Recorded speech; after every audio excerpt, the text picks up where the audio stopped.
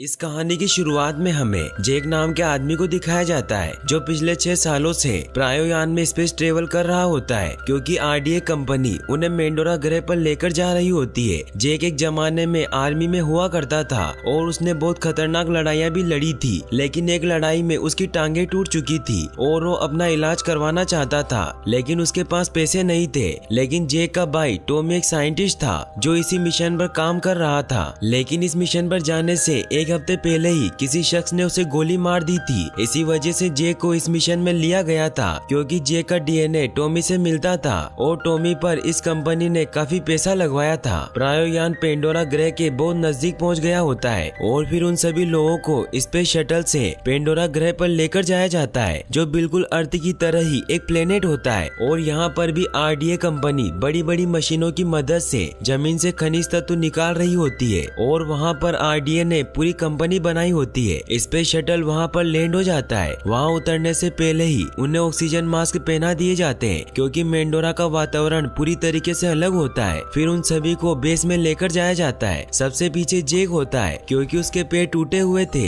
इसीलिए वो अपनी व्हील चेयर लेकर बेस में जाता है जहाँ कर्नल माइल्स सभी को गाइड कर रहा होता है क्योंकि वो आरडीए का चीफ सिक्योरिटी कमांडर होता है। वो उन सभी को कहता है कि तुम्हें अब याद रखना होगा कि तुम धरती पर नहीं हो, तुम पेंडोरा में हो और जब तुम इसका दौरा करोगे तो तुम्हें ऐसा लगेगा कि शायद नर्क इससे बेहतर है क्योंकि यहाँ से बाड़े के उस तरफ मिट्टी में रेंगकर चलने वाले हर जीव तुम्हें मारकर खाना चाहेंगे और यहाँ बसने वाले इंसान जैसे लोगों को नावी कहते हैं जिनके जहरीले टॉक्सिन में डूबे हुए तीर 1 मिनट में ही तुम्हारे दिल की धड़कन बंद कर सकते हैं और उनकी हड्डियाँ खुद ब खुद बनने वाले कार्बन एटम की बनी हुई है जिससे उन्हें मारना बहुत मुश्किल है। इसी वजह से मैं तुम सबको नहीं बचा पाऊंगा और अगर तुम्हें जिंदा रहना है तो तुम्हें पेंडोरा के लिए बनाए गए नियमों का पालन करना होगा। सभी अपने अपने कैंप में लौट रहे होते हैं। तभी नॉर्म नाम का आदमी जेक के पास आता है। वो उसे बताता है कि मैंने तुम्हारे भाई के साथ अवतार ट्रेनिंग की थी और तुम एकदम अपने भाई की तरह दिखते हो। फिर वो उसे बायो लैब में लेकर जाता है जहाँ उन्होंने एम्यू टैंक में अवतार को रखा होता है। अवतार उन्हें कहा जाता है जिन्हें इंसानों के डीएनए और पेंडोरा के लोगों के डीएनए से बनाया गया होता है जो दिखने में बिल्कुल नावी के लोगों की तरह होते हैं। जेक और बाकी सब लोगों को यहाँ इन्हें चलाने के लिए लाया होता है क्योंकि जिन लोगों के डीएनए से इन्हें बनाया गया होता है वही इन अवतार के मन को कंट्रोल कर सकते हैं। जहाँ डॉक्टर मैक्स उन्हें बताते हैं कि इन अवतारों को एम्यू टैंक से बाहर निकालने में टाइम लग जाएगा, इसीलिए आप इसे कल से इस्तेमाल कर सकते हैं। जेक अपने अवतार के पास जाता है और उसे देखकर बहुत खुश होता है। फिर हमें लिंक रूम को दिखाया जाता है जहाँ डॉक्टर ग्रेस अवतार लिंक से बाहर आती है जो अवतार प्रोग्राम की हेड होती है। डॉक्टर मैक्स जेक और नॉर्म को ग्रेस से मिलवाने के लिए लेकर जाता है। ग्रेस नॉर्म से मिलकर बहुत खुश होती है क्योंकि नॉर्म ने नावी भाषा की बहुत प्रैक्टिस की थी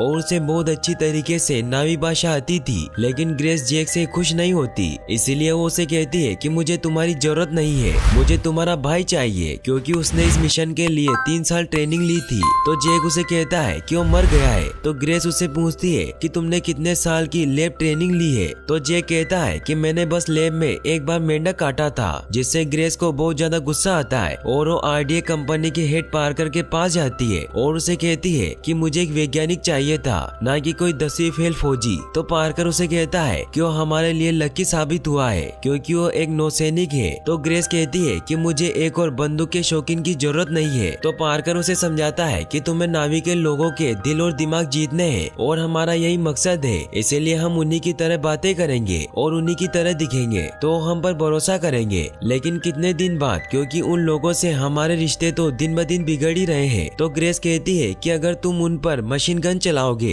तो यही अंजाम होगा। तो फिर वो उसे अनोक्टियन स्टोन दिखाता है और उसे कहता है कि इसी के लिए हम यहाँ हैं क्योंकि ये स्लेटी पत्थर 1 किलो 100 करोड़ में बिकता है और इसी से तुम्हारे अवतार प्रोजेक्ट का खर्चा निकलता है। लेकिन वो सारे नावी लोग इस ऑपरेशन में हमारे लिए खतरा बन रहे हैं, इसीलिए जंग दस्तक दे रही है। इसी वजह से तुम्हें किसी भी हाल में इसका डिप्लोमेटिक हल ढूंढना होगा ताकि हम जंग के बिना ही अनोक्टियन हासिल कर सके। वहीं हमें बायो लैब को दिखाया जाता है जहाँ जेक और नॉर्म के अवतार को एम्यू टैंक से बाहर निकाल लिया होता है, इसीलिए जेक और नॉर्म को लिंक से उन्हें कनेक्ट किया जाता है और जेक सक्सेसफुली अपने अवतार से कनेक्ट हो जाता है और अब उसकी अवतार बॉडी पूरी तरीके से काम करने लग जाती है और जेक के अवतार के पैर भी पूरी तरीके से काम कर रहे होते हैं। इससे जेक बहुत खुश होता है और वो उठने की कोशिश करता है, लेकिन डॉक्टर उसे उठने से मना करते हैं क्योंकि अभी उसके टेस्ट ट्विस्ट बाकी थे, लेकिन फिर भी जेक उनकी नहीं सुनता क्योंकि उसे इसमें काफी मजा आ रहा होता है और वो वहाँ से बाहर भाग जाता है, जहाँ वो देखता है कि यहाँ बाकी के अवतार को ट्रेनिंग दी जा रही होती है। जेक वहाँ दौड़ लगाने लग जाता है क्योंकि वो असली दुनिया में कभी नहीं चल पाया था।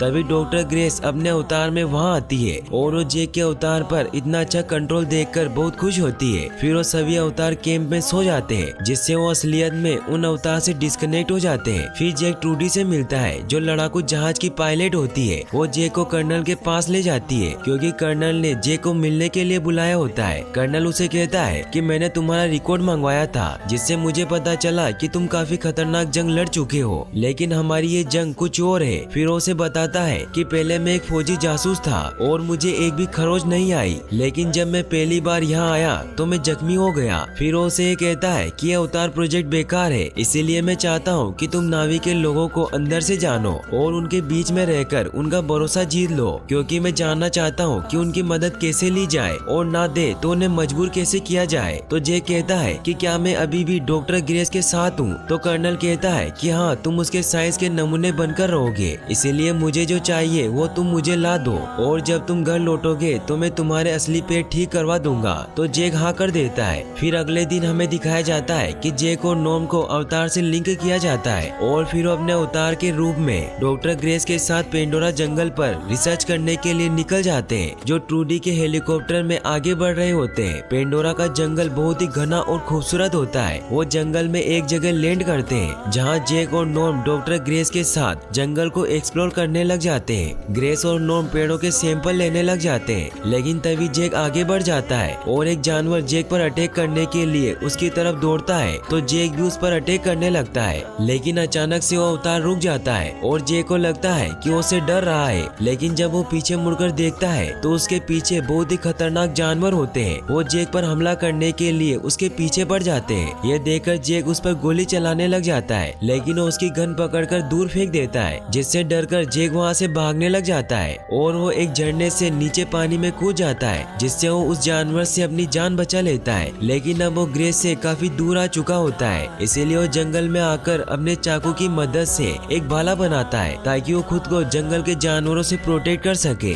तभी हमें वहाँ दिखाया जाता है कि नावी की एक लड़की छिपकर जेक को देख रही होती है, जिसका नाम न्यूतिरी होता है। वो जेक को मारने लगती है, लेकिन तभी वहाँ पवित्र पेड़ का बीज आता है जो उसे जेक को मारने से रोक लेता है। वहीं हमें डॉक्टर ग्रेस को दिखाया जाता है जो हेलीकॉप्टर की मदद से जेक को ढूंढ रही होती है और ढूंढते ढूंढते शाम हो जाती है, इसीलिए उन्हें वापस लौटना पड़ता है। लेकिन ग्रेस को लगता है कि वो जिंदा नहीं बचा होगा। वहीं हमें जेक को दिखाया जाता है जिसके पीछे जंगली भेड़िए पड़े हुए होते हैं, इसीलिए जेक आग जलाता है और फिर वो एक एक को मारने लग जाता है, लेकिन वो संख्या में बहुत ज्यादा होते हैं, इसीलिए वो जेक पर भारी पड़ते हैं और वो उसे मारने वाले होते हैं कि तभी वहाँ न्यूतिरी आकर जेक को बचा लेती है और वो एक एक करके उन सभी जानवरों को मार देती है। लेकिन फिर वो जेक पर बहुत गुस्सा होती है और उसे कहती है कि ये सब तुम्हारी गलती है, इन्हें मारना नहीं था। लेकिन जेक कहता है कि इसमें मेरी क्या गलती, उन्होंने मुझ पर हमला किया था। तो उसे कहती है कि इसमें तुम्हारी ही गलती है क्योंकि तुमने बच्चे जैसा शोर मचाया